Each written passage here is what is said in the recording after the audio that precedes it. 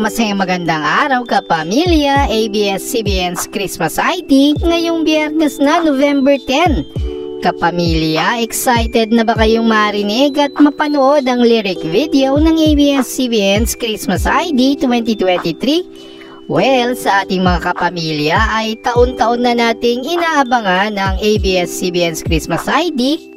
At tila ba'y hindi kompleto ang ating Pasko kung walang ABS-CBN's Christmas ID. Kapamilya, tiyak na mas kagigiliwan ng madlang people na pakinggan at panoorin ang Christmas ID ng ABS-CBN kumpara sa Christmas Station ID ng GMA. Dahil alam naman natin na walang makakapantay sa mga magagandang Christmas ID ng ABS-CBN. O diba kapamilya, mas ramdam natin ang Pasko pag may naririnig tayong Christmas ID ng ABS-CBN.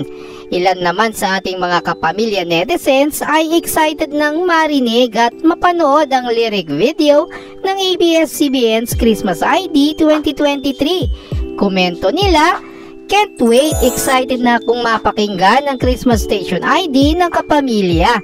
Iba kasi pagtatak ABS-CBN, damang-dama mo yung kanta na galing sa puso. Basta kapamilya gumawa, napakaganda at nakaka-excite. Solid kapamilya to.